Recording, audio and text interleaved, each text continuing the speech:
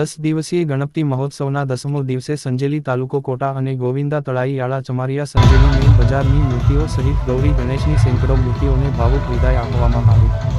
10 દિવસીય ગણપતિ મહોત્સવના 10મો દિવસે સંજેલી તાલુકા સહિત ગૌરી ગણેશની સેંકડો મૂર્તિઓને ભાવુક વિદાય આપવામાં આવી હતી।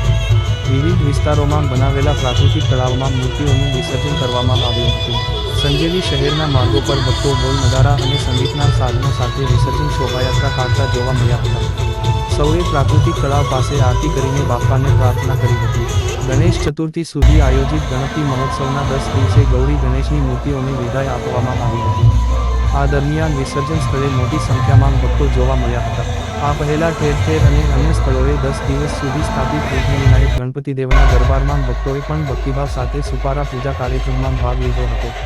ત્યારબાદ 10 દિવસે ભક્તોએ વિસર્જન યાત્રા કાઢી હતી, જેમાં ભક્તો ઢોલ નગારા ડીજેના તાલે બાપાને વિદાય આપવા ઉમટી પડ્યા હતા। સવારથી જ વિસર્જન સ્થળો પર ભક્તોની ભીડ જામવા લાગી હતી। પ્રાકૃતિક તળાવ પાસે પહોંચીને બધા એક સાથે બાપાની આરતી કરતા જોવા મળ્યા। બાપાને વિદાય આપતી વખતે મોટાભાગના લોકોની આંખો આંસુઓથી ભરાઈ ગઈ હતી।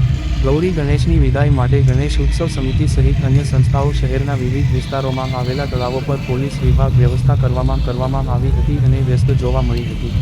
આ દરમિયાન ગામડાના વિવિધ વિસ્તારોમાં આવેલા તળાવોમાં ભક્તોએ ભક્તિભાવ સાથે મૂર્તિઓનું વિસર્જન કર્યું હતું। દાહોદ જિલ્લા ચીફ અંબારામ કે ખાટ સાથે Kapil Bariya, Sanjeli Jahor tribal news channel share કરો, લાઇક કરો અને સબસ્ક્રાઇબ કરો।